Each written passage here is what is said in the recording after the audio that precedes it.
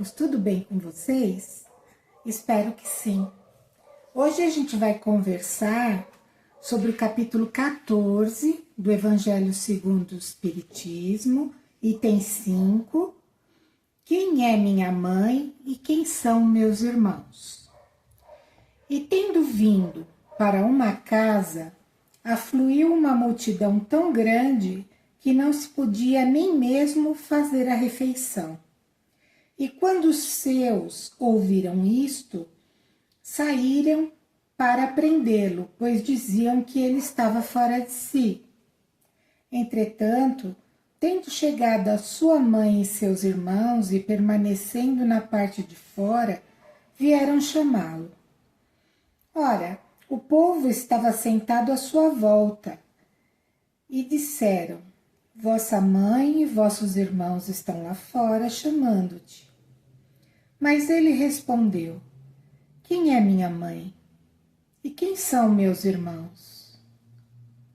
E olhando aqueles que estavam sentados à roda de si mesmo, disse: aqui estão a minha mãe e os meus irmãos, pois quem quer que faça a vontade de Deus, este é meu irmão, minha irmã e minha mãe. Marcos, capítulo 3, versículo 20, 21 e 31 a 35. Mateus, capítulo 12, versículo 46, 50. Essa passagem do Evangelho sempre me chamou a atenção. Sempre.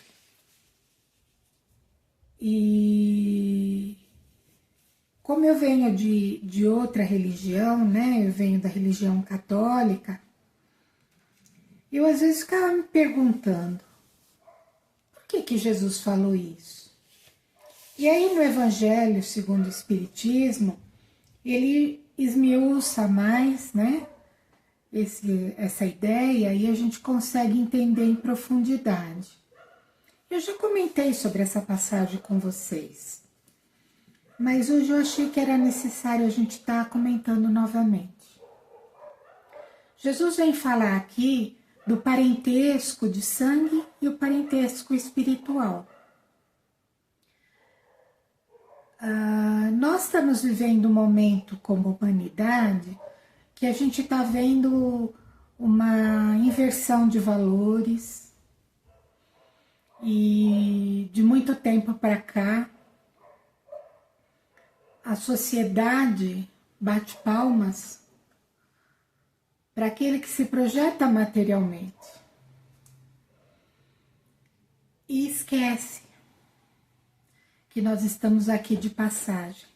Então, essa mensagem, como outras do Evangelho, ela nos alerta para isso, para a necessidade que a gente tem de despertar e ficar atentos nessa inversão de valores.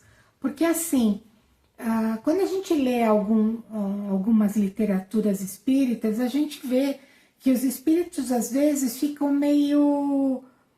querem reencarnar, mas ficam assim, com certo receio. Porque o mundo material, ele nos, vamos dizer, ele nos engole de uma tal maneira que a gente esquece a nossa essência e passa a ver só o que está nos cercando e vivendo em função daquilo. Não raro as pessoas se identificam com as profissões, com as classes sociais. Como eu já comentei em outros vídeos, não tem nada de errado o mundo material. Não tem nada de errado você querer evoluir, você querer ter uma vida mais estável, financeiramente melhor, poder propiciar isso para os seus, isso não é errado. Mas muitas vezes a gente fica voltado só para isso e deixa que o mundo material acabe nos engolindo. E quando a gente reencarna, a gente traz uma série de comportamentos para serem ressignificados, para serem melhorados, né?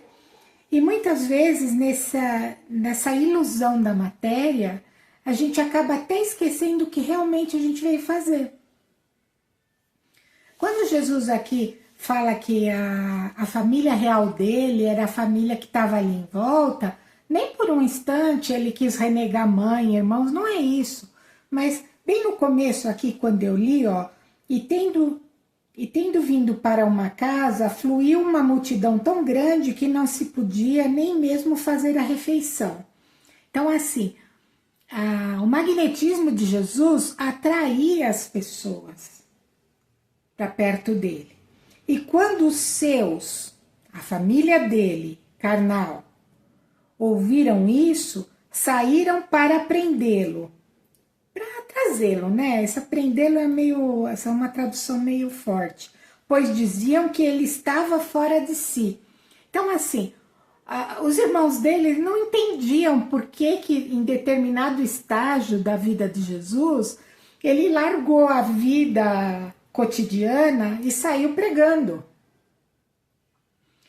Eles achavam aquele comportamento um comportamento diferente, estranho, né? E então, assim, eles não compreendiam ainda. E alguns dos teus discípulos acompanhavam, né? Porque foram convidados por Jesus para serem seus discípulos, mas muitos também não compreendiam. Tem passagens no Evangelho que Jesus fala: se vós não entendem o que eu falo, que dirás os outros? Não com essas palavras, mas essa ideia. Então, assim, é muito... não é difícil, é muito complicado você trazer a essência do mundo espiritual para o mundo material.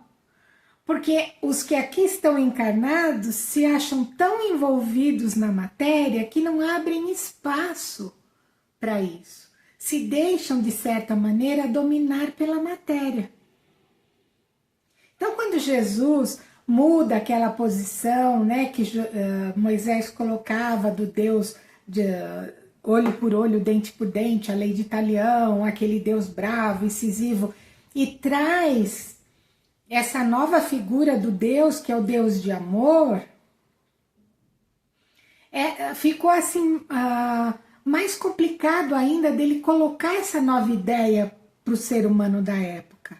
E eu fico imaginando isso, pois se até hoje a gente não conseguiu entender ainda em profundidade, né, uns mais, outros menos, e quando ele alerta aqui, né, que ele fala que a verdadeira família, a família espiritual, o que ele quer dizer com isso, né?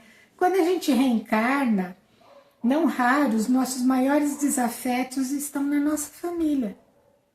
Porque eles são trazidos para perto de nós, assim como nós também estamos perto de muitos, né?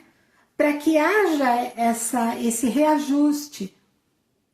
Porque se é uma pessoa longe, um companheiro de trabalho, uma pessoa que eu conheci numa festa, esse aí eu descarto.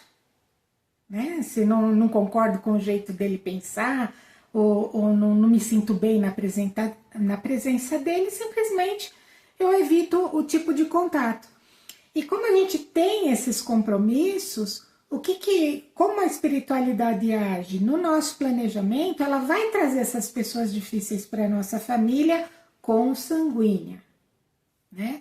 E também para aqueles mais próximos, às vezes não são consanguíneos, mas é um amigo muito próximo, ou um colega de trabalho que se torna um amigo muito importante, mas que você vai precisar estar ali convivendo para reajustar algumas coisas. Agora, a família espiritual é aquela que comunga das mesmas ideias. É aquela que comunga da mesma visão. Então, essa, Jesus alerta, é a nossa verdadeira família. Nada impede que alguém consanguíneo também seja dessa família espiritual ou que se torne ao longo da convivência das encarnações, né? Quando essas arestas são buriladas, são trabalhadas, as pessoas acabam se harmonizando num tal grau que voltam a pertencer a uma só família. E agora, como a gente está vivendo o que as religiões falam, né? Algumas chamam de fim de tempo, a outra fala de final de ciclo, a outra fala de momento de regeneração, né, de transformação de mundo de provas e expiações para a regeneração, outros falam de abertura de consciência, cada um usa uma denominação, mas a gente percebe que todo mundo está falando a mesma coisa. Estamos vivendo um momento ímpar para a humanidade. E aí, não raro, é um momento que a gente está sendo testado o tempo todo. Às vezes a gente está numa convivência, vamos dizer assim, mais ou menos harmônica. Aí a vida nos coloca com aquela pessoa numa situação que a gente sente um desconforto tão grande e aí a gente percebe, poxa, a pessoa continua com o mesmo comportamento. Que chato. É a primeira reflexão que a gente faz. Mas a segunda, eu acho que seria mais importante. Por que aquele comportamento chato daquela criatura ainda mexe comigo? Porque a outra pessoa, eu não posso fazer ela mudar. Eu posso falar, eu posso exemplificar com o meu comportamento, mas a mudança é dela. Ela, essa outra pessoa, é que tem que trabalhar na mudança. Mas eu posso o quê? Começar a me questionar por que isso me incomoda tanto ainda. Eu já falei isso aqui algumas vezes, mas sempre que vem no meu mental, eu acho que é importante a gente repetir. Tem uma outra pessoa que eu costumo estudar muito os vídeos dele, que ele diz assim: só se desilude quem antes esteve iludido.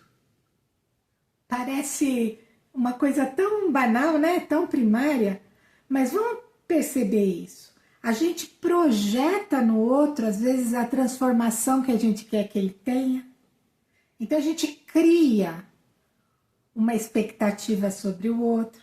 A gente idealiza pessoas, às vezes numa situação que a gente conviveu com aquela pessoa, depois a gente vê a pessoa numa outra situação agindo de uma forma tão diferente que a gente se choca. O problema está na outra pessoa? Não, o problema está na gente.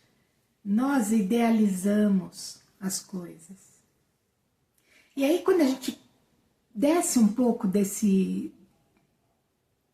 idealização e passa a viver assim de uma forma, ver as coisas como se fosse assim de uma forma mais distante, não se envolvendo tanto emocionalmente quando possível, né? Porque esse é o nosso grande desafio nessa encarnação, que é controlar as nossas emoções, sutilizá-las, né? Para que elas se tornem sentimento e melhorar esse sentimento a ponto de se tornar a vibração do amor. Então, esse é o nosso grande desafio. A gente se desilude, às vezes, com o que vê. E a gente se choca. E a gente não acredita que pessoa pode agir assim, ou que ciclano pode pensar de tal jeito. Quando se a gente voltar esse olhar para dentro de nós e a gente começar a perceber que a gente precisa olhar as coisas um pouquinho mais de fora, né, para não se envolver tanto emocionalmente. E dessa forma olhar com mais clareza a realidade, não a idealização. Em qual realidade familiar eu vivo? Quem são aqueles que me cercam? Eu posso conviver com as falhas deles? Eu posso relevar? Eu posso mostrar com o meu comportamento que dá para fazer diferente? E o comportamento bom do outro? O que eu posso absorver daquilo? O que eu posso absorver daquela atitude bonita que um companheiro, um filho, um irmão, seja lá quem for tem e que eu não tenho ainda? Ao mesmo tempo que a gente está vivendo um tempo muito difícil, porque existe uma inversão de valores grande na sociedade, a gente está vivendo um momento primoroso para que a gente cheque. Será que eu consegui evoluir nesse aspecto? Todo tempo a espiritualidade está colocando isso na nossa frente. Ah, você acha que você melhorou? Então lá vem a prova de novo. E na prova, às vezes passamos, às vezes reprovamos. Mas o mais bacana disso tudo é que, apesar de reprovados, nós já estamos tendo a consciência que repetimos o mesmo engano, que repetimos a mesma conduta que não era legal. Então isso já mostra um avanço para nós. Já pensou? Às vezes eu fico só imaginando assim. Que maravilha a hora que nós estivermos num mundo um pouco melhor.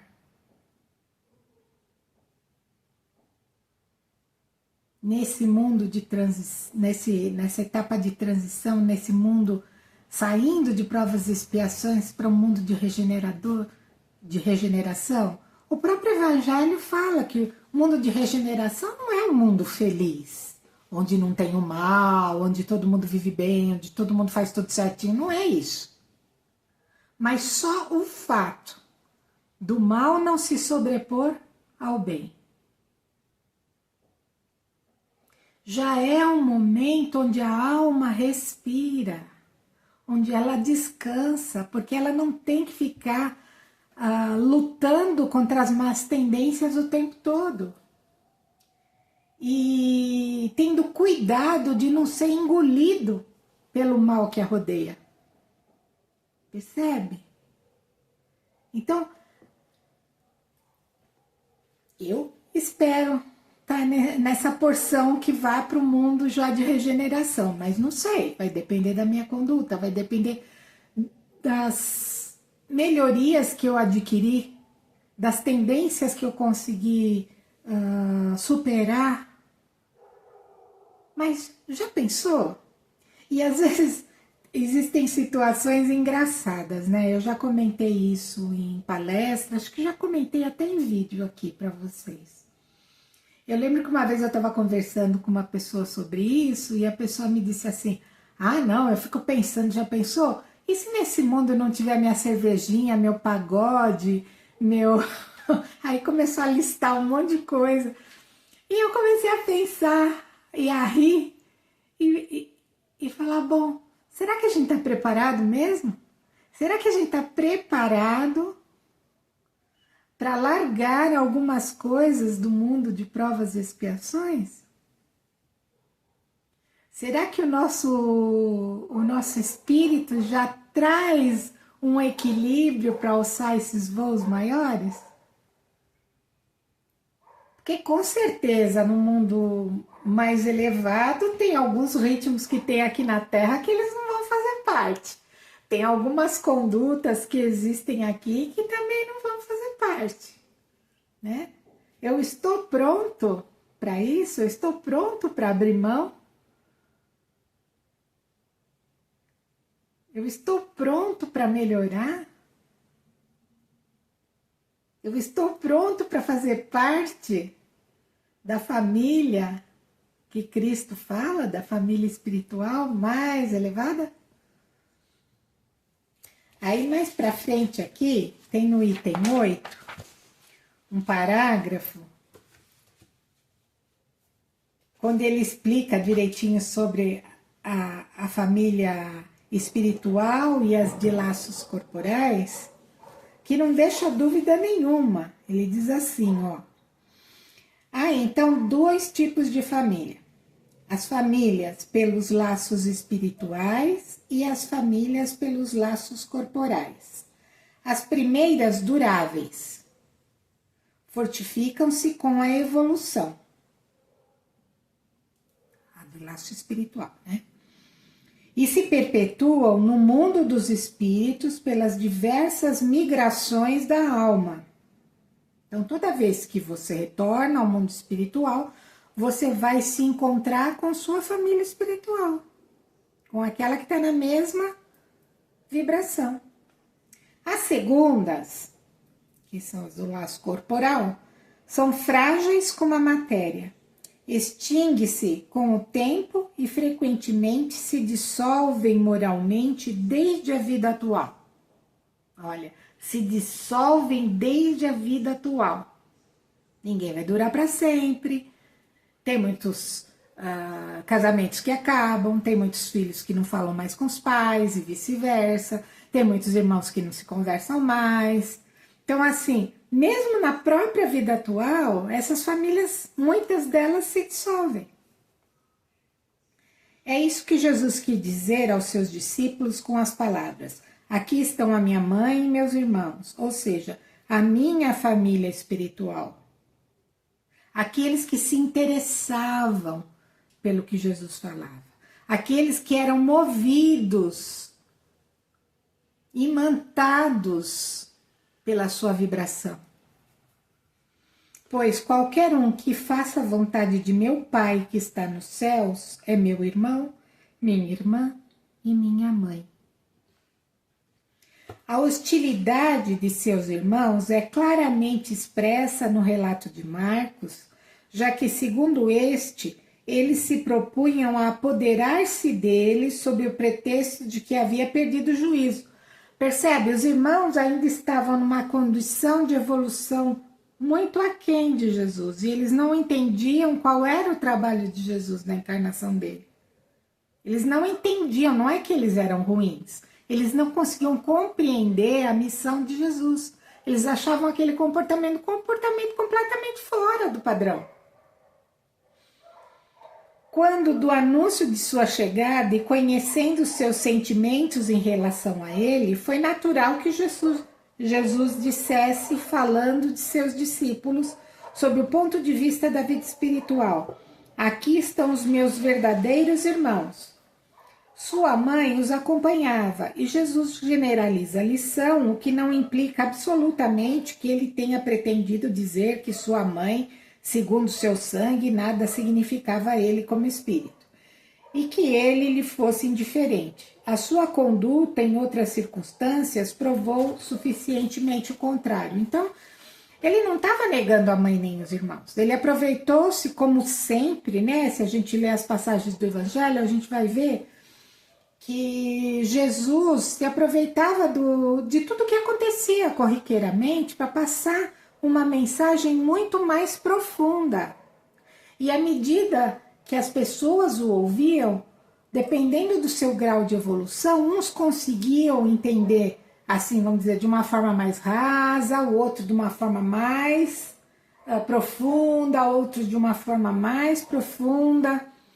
Então, o que vai diferenciar o ensinamento do Cristo é o grau de evolução daquele que ouve, daquele que percebe o ensinamento.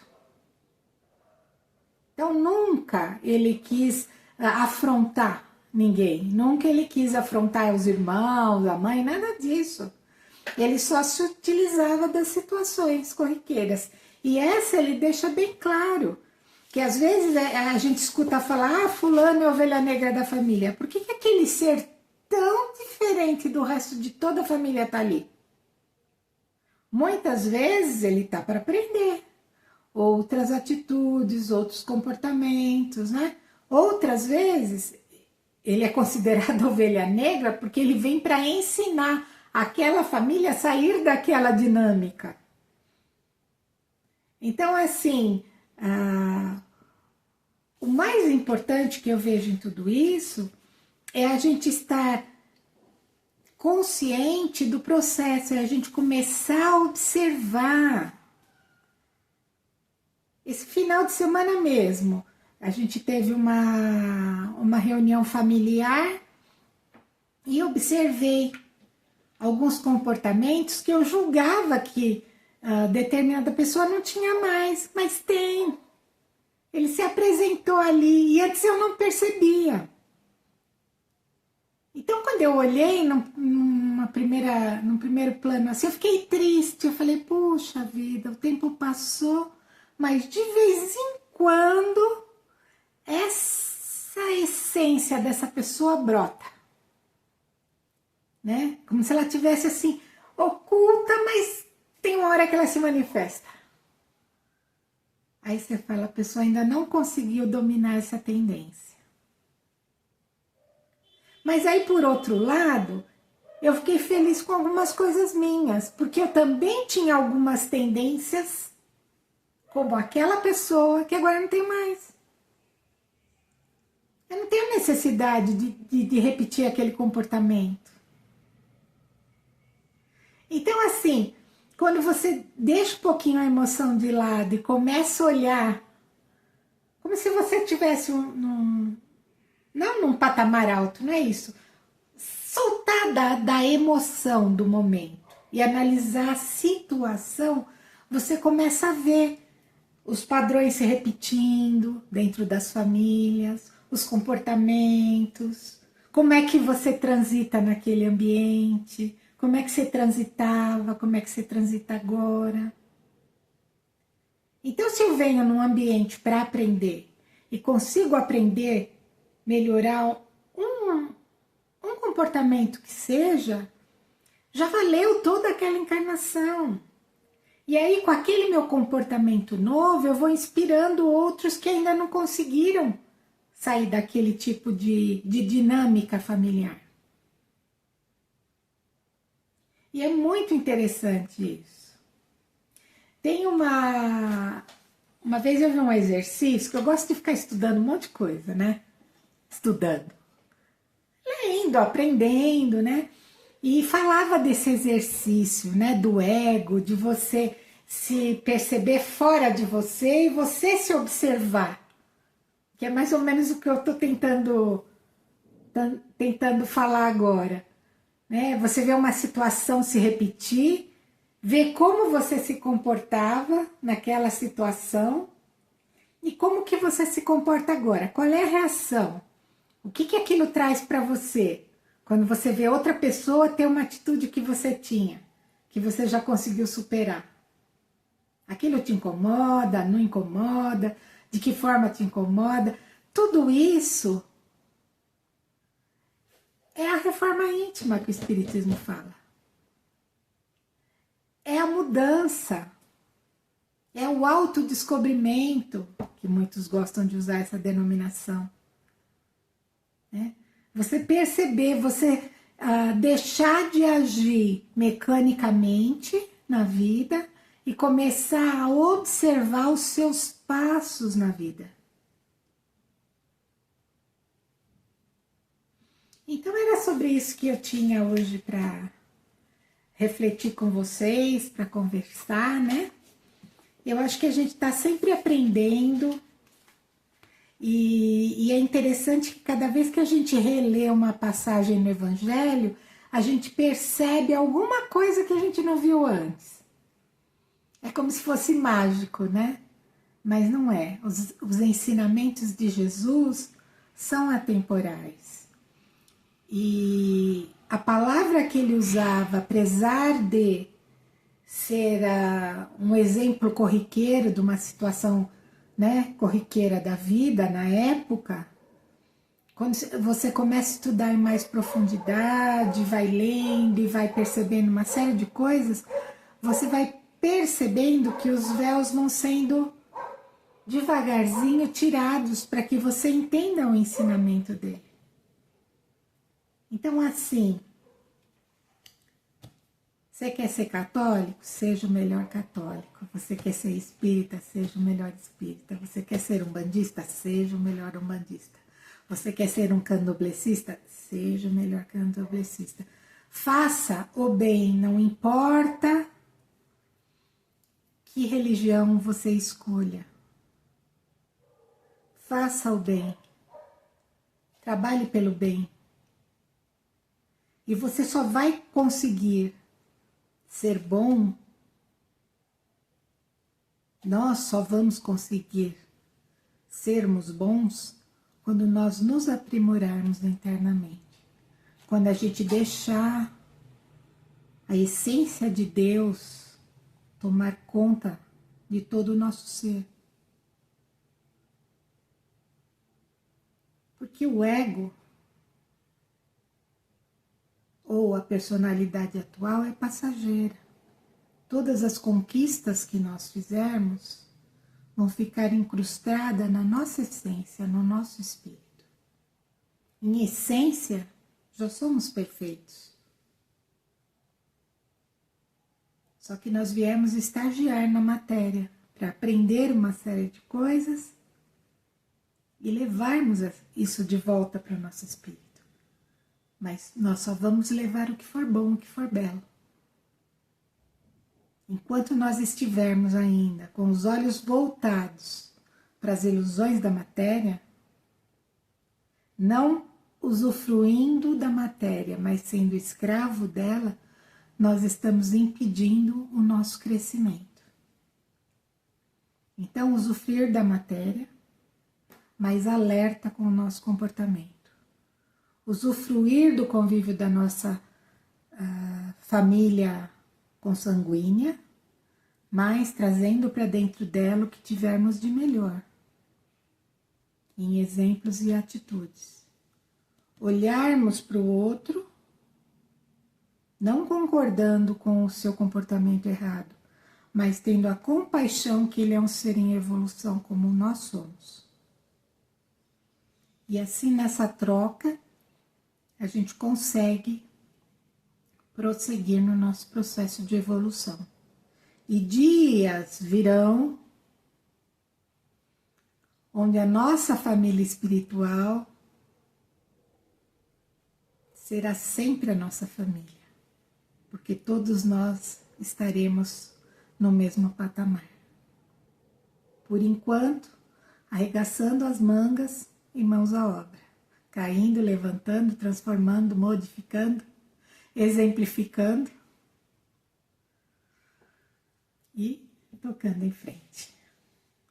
Então agora eu gostaria de convidar a todos para cerrarmos os nossos olhos e envolvermos o nosso planeta numa luz dourada.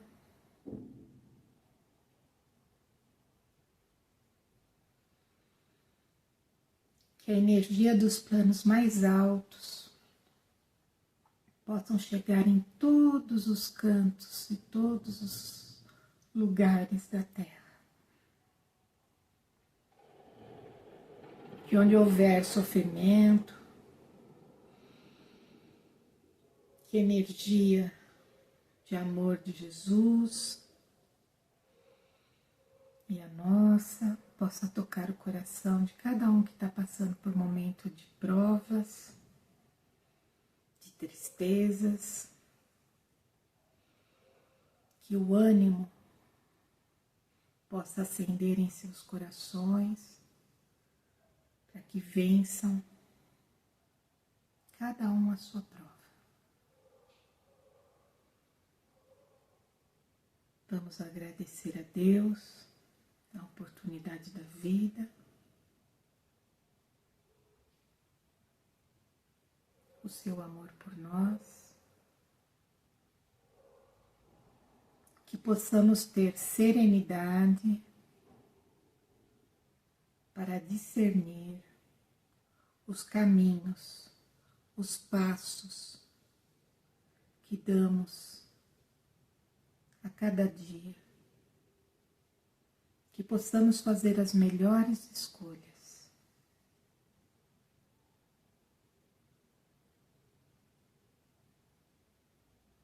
Que Deus possa abençoar a nossa família humana, nossa família consanguínea, nossa família espiritual.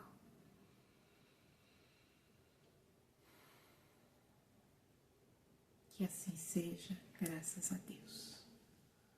Fiquem bem, fiquem em paz.